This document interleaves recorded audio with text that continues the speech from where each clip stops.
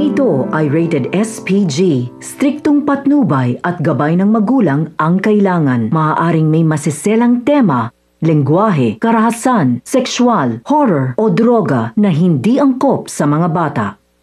Pinarusahan nga nila Warden Balatukan ang grupo nila Bong dahil sa gulong ginawa ng mga ito, habang si Tanggol naman ay ginawa na ni Chief Espinas bilang trustee at siya na ang papalit kay Bong, kaya naman inikot na siya ni Bubble sa buong Bilibid.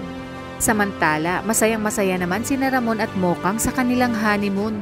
Tinawagan naman ni Ramon ang kanyang papa at kinamusta niya ito kung may balita na ba sa pagsabog sa kanilang kasal, at kinamusta niya din sa kanyang papa si Tanggol. Ayon pa kay Ramon, naalamin umano ng kanyang papa kung ano ang pinagkakaabalahan ni David at bakit hindi ito nagpupunta sa mansyon. Sa kabilang banda, sinabi ni Primo kina Lucio na bilang na umano ang araw nila at pinagpaplanuhan na umano ni Agustos kung paano sila tatapusin. Humingi naman ng pasensya si Primo kina Berting at Lucio dahil sa kanya umano ay nadamay pa ang mga ito. Nagkaroon naman ng tensyon sa pwesto sa Quiapo dahil nagpagawa si Roda ng tarpaulin ng mukha ni Tanggol. Kaya naman nang makita ito ni Tess ay galit na inaway ni Tess si Roda. Sinabi nga ni Roda kay Tess na kung gusto ba nito na sumunod din sa kulungan gaya ng ginawa nito kay Tinding at ngayon naman ay kay Tanggol. Binalaan naman ni Rigor sina Primo na kung may balak umano silang tumakas ay wag na nilang ituloy dahil baka sa sementeryo na umano sila pulutin.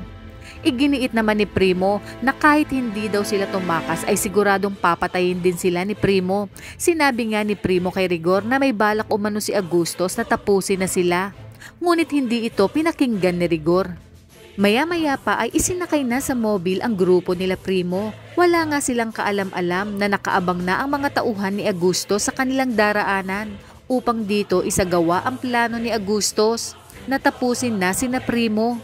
Ang mga dapat nating abangan ngayong Martes, tatahakin na nga ni Santino ang mundo ng boxing habang sina Primo naman ay pinatambangan na ni Agustos sa kanyang mga tauhan, habang si Bong naman ay inutusan ang kanyang mga tuta sa Bilibid upang ligpitin si Tanggol. Sa inyong palagay, magtatagumpay kaya sina Agustos at Bong sa maitim nilang balak kina Primo at Tanggol?